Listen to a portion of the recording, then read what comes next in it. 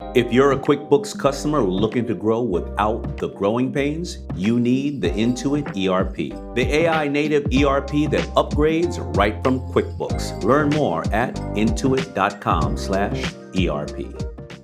Amazon Health AI presents Painful Thoughts. I can't stop scratching my downtown. Yeah, but I'm not itching to go downtown and tell a receptionist I'm here to talk about my downtown. Some things you'd rather type than say out loud. There's no question too embarrassing for Amazon Health AI. Chat your symptoms and get virtual care 24/7. Healthcare just got less painful.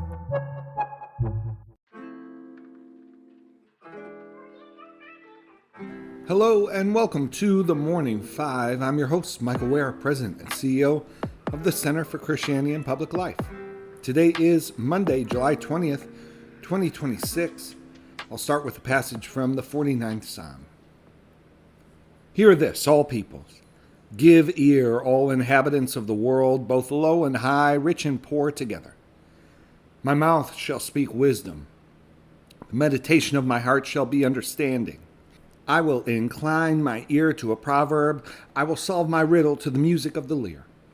Why should I fear in times of trouble, when the iniquity of those who cheat me surrounds me? Those who trust in their wealth and boast of the abundance of their riches. Truly no man can ransom another, or give to God the price of his life. For the ransom of their life is costly and can never suffice, that he should live on forever and never see the pit. For he sees that even the wise die. The fool and the stupid alike must perish, and leave their wealth to others.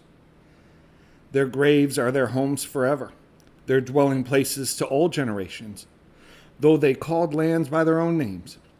Man in his pomp will not remain. He is like the beasts that perish. This is the path of those who have foolish confidence, yet after them people approve of their boasts. Like sheep they are appointed for Sheol. Death shall be their shepherd, and the upright shall rule over them in the morning. Their form shall be consumed in Sheol, with no place to dwell. But God will ransom my soul from the power of Sheol, for he will receive me. May God bless the reading of his word. Well, friends, so good to be with you for the start of another week. Let's catch up on the news.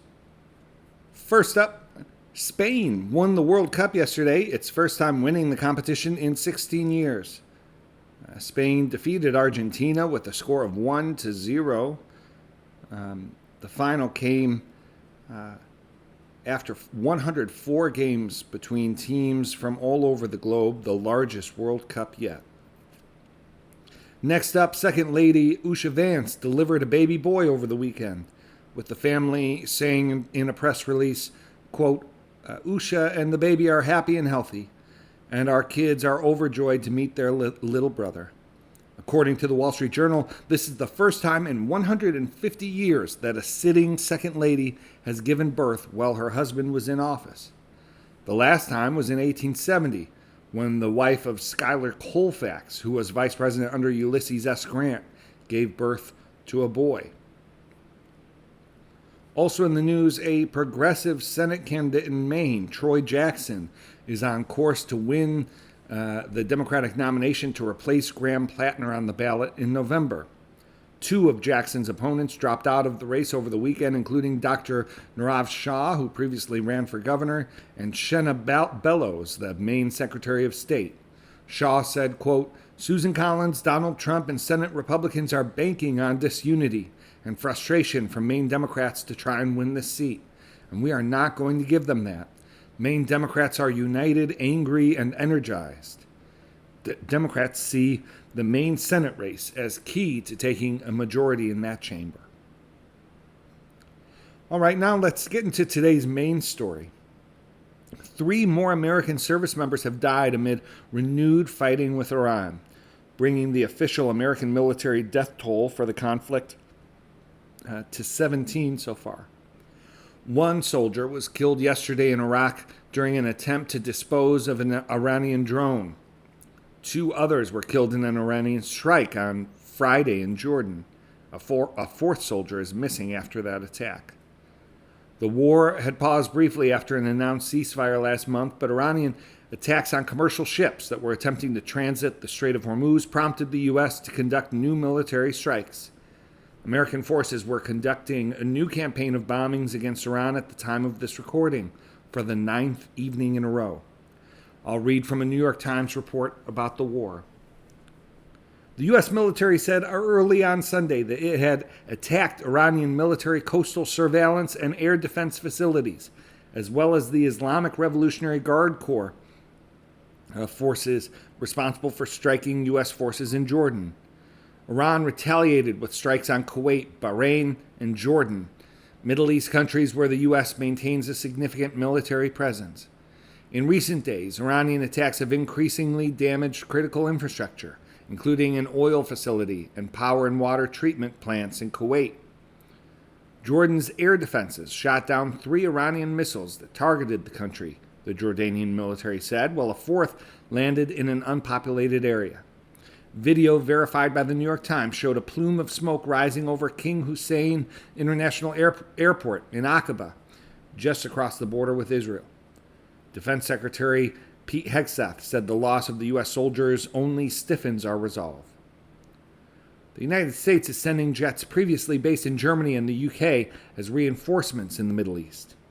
In addition to the military response, President Trump said yesterday that he wants Congress to add Iran to a sanctions bill that would punish countries doing business with Russia. The Senate is considering moving the bill, sponsored by the late Senator Lindsey Graham, soon. Republicans should add Iran to the Russian sanctions bill, the president wrote on social media. That's what Lindsey wanted to do, and it was going to happen. All right, with that, let's go to the Lord together in prayer. Dear Father, always near us, may your name be treasured and loved. May your rule be completed in us. May your will be done here on earth in just the way it is done in heaven. Give us today the things we need today, and forgive us our sins and impositions on you as we are forgiving all who in any way offend us. Please don't put us through trials, but deliver us from everything bad, because you are the one in charge, and you have all the power, and the glory too is all yours forever, which is just the way we want it. All right, friends, thank you for joining me today. As always, the Morning 5 is brought to you in partnership with the That Sounds Fun Network, supported by the Center for Christianity and Public Life. If you'd like to learn more about our work at CCPL, you can visit ccpubliclife.org. Hope you have a magnificent Monday.